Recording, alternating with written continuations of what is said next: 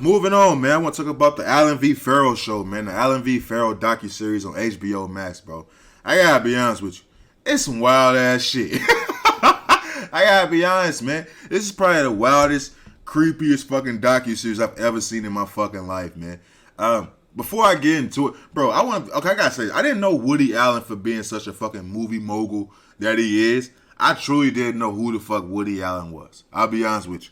I thought I just knew him for being at the Knick games, bro. Being courtside Knick games and shit like that. You always seen Mike Breen make sure he pointed out Woody Allen on the motherfucking sideline and shit like that.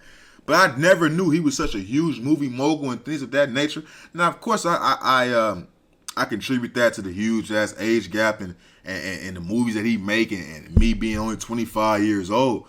But in watching this, man, it's hard not to spoil it because it's all based off true shit. Like, this shit went to court. This shit was investigated. All this shit is real life factual shit. So it's hard to say, you know what I'm saying, I don't want to spoil the shit for you guys. But Woody Allen is a motherfucker, like I said, he's a movie mogul. He's made over like 79 movies in like 48 years or some shit like that. Nigga write them, star in them, direct them, produce them. Like, he's the nigga when it comes to doing this movie shit. A lot of this shit's based in New York and shit like that. So you can kind of understand how he got out of this situation. Because this is just a clear case of white privilege. This is like the widest of white privilege I've ever seen in my life. This is probably the widest white privilege in America right now. To think that this nigga Woody Allen is off doing things off free after being investigated and accused of the shit that he was accused of, and there's actual proof of this shit, and he's a free man. It's some of the craziest shit in the world. Like I said, this nigga didn't make Step in the Name of Love. He didn't make The Chocolate Factory out. He didn't make I Believe I Can Fucking Fly. He didn't make Ignition. He did not make Ignition or the remix. He didn't do that. So when you sit back and you think about R. Kelly being in jail, yo, Woody Allen is a nasty ass nigga up there too. Woody Allen is a creepy motherfucker. You know, the Woody Allen story is truly fucking crazy, bro. To think that this man, it's known that he had this weird ass relationship with his kid, and now he married to one of his ex-wife's adopted daughter. Now he got kids with her, like. That's some creepy shit.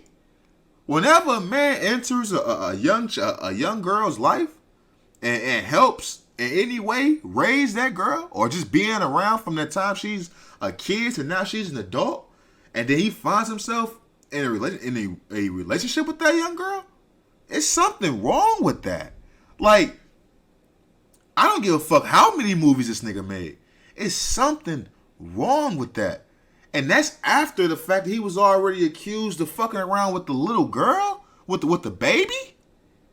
Like, it's something wrong with that. To know that that was 2 investigations launched against Woody Allen, to come to find out there was some shady shit going on behind the scenes, that come to find out that this nigga, the court documents is literally in print of what this nigga was doing, and the fact that he didn't get prosecuted. It's some of the craziest shit ever. Like, and it's like, in this situation, it's like the perfect storm of having a nasty, creepy fucking man, a nasty, creepy predator, and a fucking dumb damsel in fucking distress. Because don't get me wrong, at no point in time do I ever want to come on here and say that shit can't happen, but without parents knowing it. Because I know I did a lot of shit in my life my mama don't know about. So I always get there's a lot of shit that parents don't know. You can't watch your kids 24/7, especially when you got a significant other that you love and trust around your kids. But Mia Farrow is probably the dumbest bitch in parenting history. Like, fam, I gotta say this, fam. Me personally, I think when you a woman and you got kids and you come across a man who from the gate tell you he don't want shit to do with kids. To the point to where that nigga don't want to live in the same house as you, to where that nigga gotta have his own place because he don't want to be around your kids, and he still want to live his own life, and he don't want nothing to do with kids, and you bring to this man attention that you want to have kids with him, and he tells you that's fine, but you will be solely responsible for that kid, financially, emotionally, all of that, and he don't even let you get a fucking kid his name. And then when you bring the kid home and all of a sudden he's just extra touchy on that motherfucker, and he don't let nobody around the kid, it's some creepy shit going on. It's the reason why that nigga was telling you he don't want nothing to do with kids. Because he know what's in his head. He know what type of fucked up shit he was on. He had already wrote 30 fucking movies about an old ass man being with a little girl. Cause see, that's the common thing with that nigga, bro. I came on here on past episodes telling y'all about, like, you know, shit you can be doing today, 30 years from now, motherfuckers can tell you you was out of pocket, you was wilding out and shit. Now this nigga Woody Allen, like I told you, 70-something movies in 40-something years, huge movie mogul in New York, all that shit. All his movies have one thing in common. All of them. There's an older man in that relationship with a young girl. Every fucking movie. Every movie there's an old man, 50s, 60s, maybe even late 40s. Fucking with a 17-year-old girl, 18-year-old girl. At the max, she's 20, fam. In every fucking movie. In every movie. Now, if the court system can go look at motherfucking me R. Kelly lyrics and these rappers' lyrics about catching bodies in streets and shit like that and apply that to court, why the fuck we can't do the same thing with Woody Allen? Because it's all art. It's all fucking art, fam. This nigga, if motherfuckers can rap and sing and tell you what they doing in these streets and what they doing to these hoes, putting Molly in their drinks and fucking them all wild style and shit and crossing the line, and you can hold that shit up in court, if motherfuckers can look at R. Kelly and say, you may be young, but you're ready, age ain't nothing but a number, and we can all look at that and feel a certain type of way, why the fuck we can't look at Woody Allen movies when he got these old ass men tongue kissing these fucking 19-year-old, 18-year-old girls and fucking them on movie screens and shit like that, and not hold them to the same light? It's the same shit. It's the same shit. But that's the fucked up thing about the Woody Allen situation, bro. He's been telling you what the fuck he was doing. He was making movies about the shit. And we was giving him awards for the shit. Motherfuckers just sitting around doing this. They was clapping for Woody Allen. Just back in 2014, what movie? It was, I don't want to say AMAs or nothing. I think that's movie videos. It was some big ass awards back in 2014. Heaping praise on Woody Allen. He's known for making roles for women in Hollywood to help them expand their career. It's a known thing in Hollywood that, you know, just woman roles are very hard to give them a role that helps them feel like they're actually contributing something. You know what I'm saying? It's always a certain stigma around women roles. And the thing with Woody Allen is they say his roles with women help them branch off and, you know what I'm saying, develop and go into their character a little bit more. Get into their bag a little bit more. This the same nigga that's fucking these little girls. He been telling you what he was doing. But it's like Hollywood looks the other fucking way. And like I said, he's a New York guy, so all his shit was based in New York. He shot pretty much all his movies in New York. So he's just bringing in all this revenue to New York, and then when it came time for these fucking cases to come through, they just threw that shit out the window damn near. It's fucking crazy, the Woody Allen story, bro. It truly is fucking crazy. And like I said, Mia Farrow, bro, Mia Farrow is probably the dumbest bitch in parenting history, fam. She did so much but call the police. Like she did the most. The bitch got hidden cameras. The bitch videotaping shit for evidence. Basically looking like coercion. She did every fucking thing but call the police on this nigga. It truly is fucking crazy, bro. I encourage everybody to go watch that fucking docuseries, bro. Like, don't get me wrong, it's the hardest shit to watch. Because it's so fucking nasty and creepy to think that these two rich and famous motherfuckers was living like this. Like, I don't trust no fucking body just out here adopting kids, fam. Like, hey, look. Look, man. I don't trust no fucking woman or no fucking man, nobody, period, fam. That's just adopting motherfucking me kids. Why are you just adopting these kids? When the kids you got not even, they going through personal shit. They going through some real life shit at home. You still adopting kids? Like that bitch, man, look, Mia Farrow, bro. Look, man, hey, that situation is nasty. That's a nasty fucking situation. I encourage everybody to watch that fucking docuseries, man. It's on HBO Max, man. Alan V. Farrow, bro. It's the nastiest, cringiest shit in the world, but it's a good fucking watch, bro. I'm not gonna lie to you, bro. Smoke some shit and watch that shit. You gonna be like, what the fuck is going on, man? But it just makes you think, man. Like, who next? Who's next? Like, I don't even know if this is considered cancel culture because this shit is so old. And if motherfuckers ain't got rid of fucking Woody Allen by now, they ain't gonna never get rid of Woody Allen. Like, think Bill Cosby's in jail, fam. You got Bill Cosby in jail. Bill, rightfully so if the nigga guilty. But if you got Bill Cosby in jail, you gotta put Woody Allen ass in jail. You got to. This shit is nasty. He's on some nasty shit.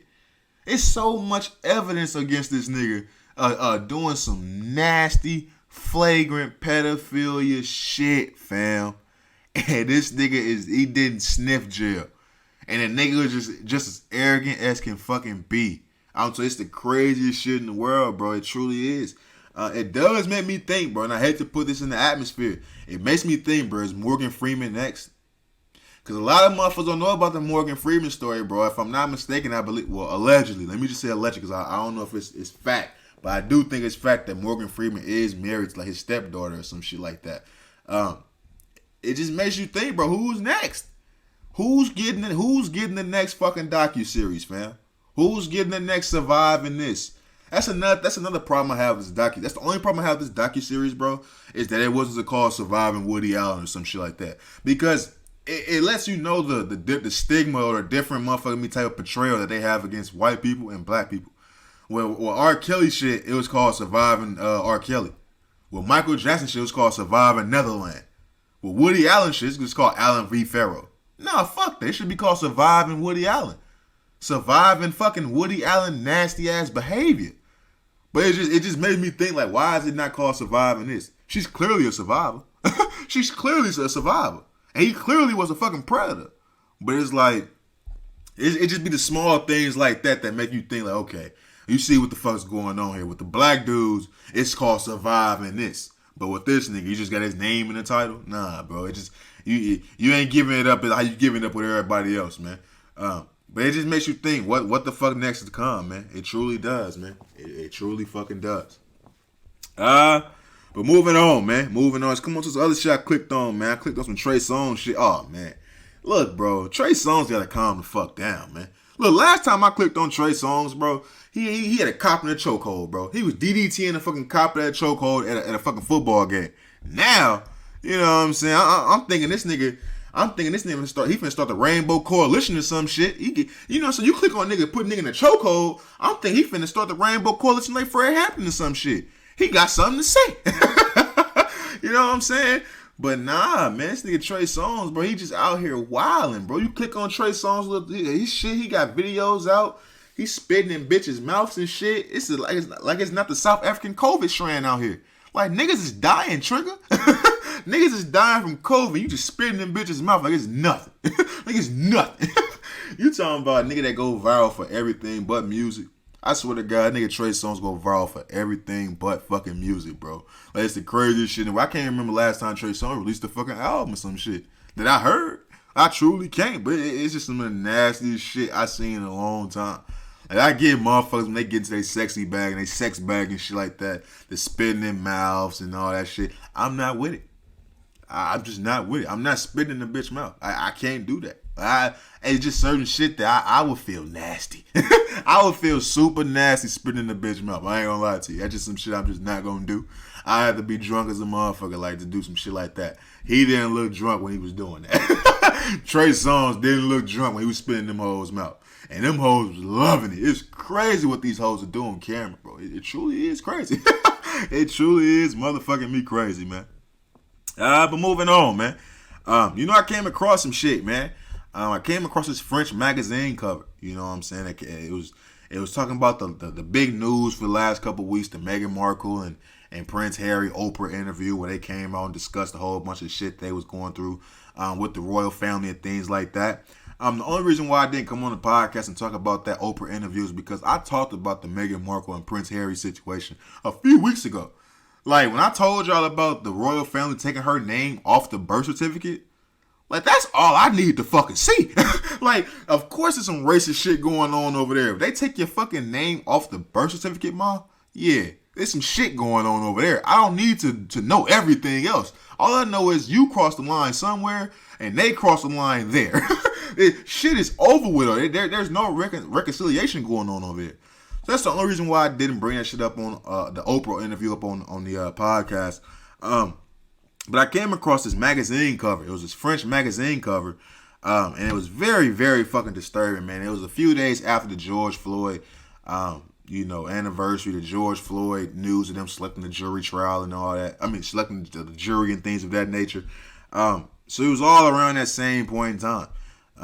And the French magazine cover, they released a magazine cover with Meghan Markle posing as George Floyd on the ground with the Queen, with her knee. So she's supposed to be the officer that killed George Floyd. She had her knee on Meghan Markle's neck. And it was just extremely distasteful, bro. It was extremely distasteful. And in the caption, I hope I don't butcher this. It says, Pourquoi Meghan a quitte Buckingham? Which translates to why Meghan left Buckingham. The quote bubble from Meghan's mouth on the cover translates to because I couldn't breathe anymore. And it's just extremely fucking distasteful, fam. It truly is distasteful. It says the depiction. Many are calling the magazine racist. The cover is wrong, and according to Harry and Meghan, they had already let you know that the Queen wasn't even the one who has negative feelings about the baby being black and things of that nature. But it was just extremely fucking distasteful. And I wanted to make sure I brought this up on the podcast because just a few weeks ago I talked about the whole Kobe Bryant and Meek Mill things and how it's hip hop. You know what I'm saying? Certain shit in hip hop. You know what I'm saying? You talk about dead people all the time. You say some bars can be offensive, but in hip-hop culture, you know what I'm saying? It's what we've been doing for a long time. This ain't hip-hop, fam. This is just some distasteful. This is bad journalism. This is just sickening. This is some bad shit. This is just bad time. This is everything under the sun bad. Like, this ain't hip-hop. This is the shit that motherfuckers talk about. Like, you sitting around joking about police brutality when motherfuckers still dealing with this shit on a day-to-day basis. When motherfuckers ain't even been convicted on George Floyd murder, and you cracking jokes about this shit. Like, this ain't hip-hop, fam. Y'all crossed the line to a whole nother motherfucking me field with that shit. Like, you disrespecting the fight African Americans got against police brutality. You disrespecting George Floyd and his family. You disrespecting Meghan Markle and her family. You disrespecting every fucking body. Like, you've really just crossed the fucking line. And it truly is just sad to see that things like this still goes on in today's day and age, to where motherfuckers can just openly joke about police brutality and put that shit on the magazine cover and think that shit gonna be okay. It truly is a sad fucking situation, man. It truly is. Moving on, though, man. Let's get into the sports quick hitters, man, before we wrap the podcast up, man. I want to say congratulations to Carmelo Anthony, man. Carmelo Anthony, man, is 11th all-time. He passed Hakeem Olajuwon. We all know how cold Hakeem Olajuwon was. So anytime I think Melo can keep getting his name higher and higher on that list and start passing up some of these all-time legends, I think that I give Melo's career a little bit more substance, man. You know, it's hard being a Melo fan, bro. It truly is hard being a Melo fan because Melo's career could have been so different, fam. Like, just imagine if Melo got drafted by Detroit, bro. Like, shit could have been so different. Melo would have had a few rings up on his belt. He would have the scoring, the scoring numbers and shit like that. The All-Star game appearances with the Olympic gold medals and shit like that. Like, Melo's career would have been totally different, bro. And it's just, it's sad, man. I don't want to say it's sad because it's a huge accomplishment, man. But I just hope that this don't go down into the stigma that motherfuckers already got about Melo. That he only care about getting a bucket and things like that. At this point in time, look at Melo's career. He's still doing his fucking thing, obviously. But I don't see Melo getting a ring, bro. Not in Portland. You know what I'm saying? How many more years Melo really got? 2 at the most, 3 at the most. You know what I'm saying? So is he gonna be a bench rider getting that shit? I don't see Melo doing that. I don't see Melo riding the bench trying to get a ring or nothing like that. I think Melo just want to play. I think Melo will fuck around and go to a fucking 1-81 team if he can just get some minutes. You know what I'm saying? I think he just love the game of basketball like that. But it's like, it makes you think, like, how different could this nigga career, how differently could Melo be viewed? I've always looked at Melo and thought he was one of the greatest scorers I've ever seen. You know what I'm saying? When it comes to, I think he probably scores the easiest out of anybody I've seen in my life. Like, when prime Melo, when it comes to get to a bucket, that bully ball movement, can't nobody get to a motherfucking to a bucket like Melo. You know what I'm saying? Now, you got KD who elevate over niggas like that, but prime Melo, Denver Melo, them first couple years in New York, to where it was bully ball, jab step, shoulder in your chest, pull up. It was automatic every motherfucking time, bro. And I always thought, there was a point in time in him and LeBron's career, so you can really have that conversation. But by the time LeBron, 8th year, it was a little bit like, all right, Melo, what we doing here? Especially by the time he went to New York, to Miami, and won those 2 rings, and you seen Melo in New York, and Melo should have been in Miami with them niggas, and he didn't do it. It just made you start looking at Melo in a different way. Like, you start looking at Melo as a nigga who just chased the bag. Melo didn't chase the chip. He was chasing the bag, and he wanted to score all the points and shit like that. And then that shit caught up with Melo. Yeah, just 2 years ago, the NBA tried to get rid of Melo for that shit. Like, all that shit catches up with you eventually, fam. If you a nigga that motherfuckers deem just a ball stopper, you just want to get your 25 points, you're not really winning no chips or nothing like that. Like, it get hard for you later in your career, man. It was obviously Melo still had a lot in the tank. And to see him overcome that's the shit you want to commend. I think that's the shit that motherfuckers gonna be talking about Melo for real when his career's all said and done. Like, motherfuckers tried to get him up out of here, and he came back 2-3 years later, still giving you 20 points damn near a game. Like, Melo's still getting busy in Portland right now. So to see him come back and fight that battle that the NBA tried to kick him out of the league, bro, it's nothing but commendable. And it's definitely happy to see that he's still climbing the ranks. I think he can get to a 9th spot by the end of the year. At the rate that he's going right now, I definitely hope he does it, man. To be in the top 10 scoring all the time, man, that's nothing but legendary for Melo, man. First ballot Hall of Fame, for real, for real. It does make me wonder about the Melo story does make me look at the average length of an NBA career now. You know what I'm saying? Motherfuckers make a big deal about LeBron James being his 18th year doing the shit that he's doing. Melo he's not doing the same shit, so to say, but Melo playing elite right now. Like, the Melo that we seeing right now, it's a lot of niggas in the league that wish they can do what Melo doing right now. Like, Melo making Kyle Kuzma look shitty. Like, Melo get busy still. And it made me think about the average NBA career. Like, I remember the average NBA career is only 6 years, fam. The average NBA career is not that long. And as I'm getting older and as the game is starting to, evolve and things of that nature, has less physicality and things like that, you start seeing a lot of niggas put up a lot of years in the NBA. Like, I think I just tripped off, I think it's Zach LaVine, 25, and he been in the league for 6 years already. Like, a lot of these, you look at the young niggas in the league now, Devin Booker, been in the league for 6 years already. Niggas only 24, 25. So it's like, when you think about the average NBA career nowadays, man, it's going to be pretty soon, bro. Niggas hitting 20 years, that's going to be light work, man. It's going to be light work. As long as these niggas keep their body in shape. It's going to be light work for these niggas, man, because you're starting to see it already. It's not that much grind on the motherfucking meat on the body to where if you just a baller, you can go get a bucket.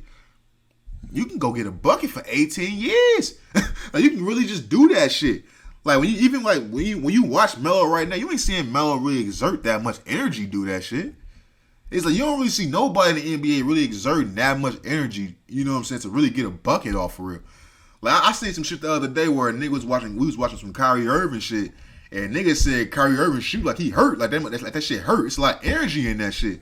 And I started laughing because when you watch that shit, he's the only nigga in the league that where he scored, it looked like he actually trying to fucking score. Everybody, that shit is like they walk into a bucket, they walk into their spots, and getting they pull-up jumper, they getting wide open threes. You know, it's just a whole bunch of ball swinging and things like that. There's so many positions in the game, bro, where it's like, nowadays niggas can eat, and the way the game is set up, niggas can eat for a long fucking time, bro. So it just makes me think about how many more Melos and how many more LeBrons are we going to see? You know what I'm saying? And I know I use them as examples because, yeah, KG and Kobe and Tim Duncan and niggas played 20, 21 seasons. Dirk Nowitzki, 22 seasons, I believe. They did that. But by year 18, niggas was either banged up and hurt or niggas just washed on the bench. These niggas are still productive as fuck.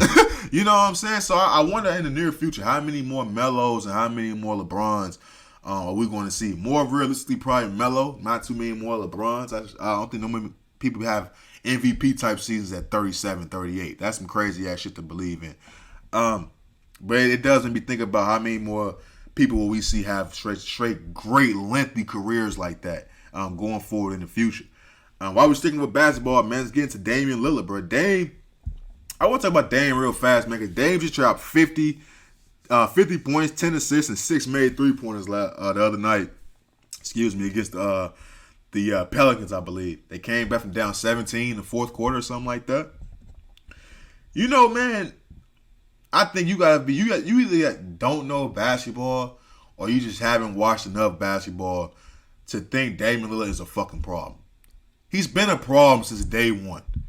I've always been under the mindset that Dame shouldn't be in Portland.